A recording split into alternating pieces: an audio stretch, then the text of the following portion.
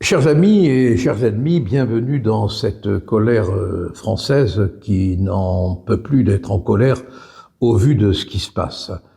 L'Ecclésiaste dit « Malheur à la ville dont le prince est un enfant ». Nous, on a un président de la République qui est un enfant agité, gâté, théâtreux. Et on va de déconvenu en déconvenu. C'est le roi des farces et attrapes sinistres. Première farce et attrape le salon de l'agriculture, où il s'est bien fait attraper. Alors là, vraiment, c'est la fin des haricots, quoi. Il a voulu donner l'impression, face à la colère agricole, qu'il était capable de maîtriser cette colère en faisant semblant d'organiser en chemise blanche une espèce de confrontation factice. Monsieur le Président, ça ne tient qu'à vous. Non, ça ne tient pas qu'à moi. Non, attendez. Moi, je vais répondre, je vais m'engager. Moi, j'ai pas commencé et j'ai pas attendu la crise pour m'engager pour l'agriculture. Tandis qu'à l'extérieur, contenu par des CRS, contenu par des matraques, la colère des agriculteurs se faisait entendre. Une colère générale qu'il a essayé d'attribuer dans son organisation au Rassemblement national, ce qui est encore une farce et attrape, vu l'intensité de cette colère et vu la dimension européenne même de la colère.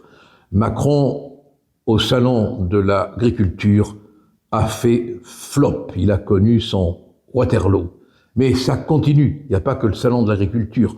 Comme il fallait se refaire des muscles narcissiques, il a cru bon d'aller annoncer que probablement il faudrait envoyer des troupes au combat en Ukraine, ce qui lui a valu d'être démenti par tous les pays importants d'Europe, y compris l'OTAN. Qu'est-ce qui lui est passé par la tête? On ne sait pas. On a l'impression qu'il fait des caprices diplomatiques. Dernière farce et attrape, l'inscription du droit à l'avortement dans la Constitution. Personne ne discute ce droit. Personne ne veut supprimer le droit à l'avortement. Pourquoi l'inscrire dans la Constitution? Ce n'est pas un fourre-tout, la Constitution. Ce n'est pas un gadget. Mais là, c'est encore un moyen pour Macron de se panthéoniser, de se donner de l'importance. Finalement, on a affaire à un président de la République qui est en permanence en train de jouer sur le nombril.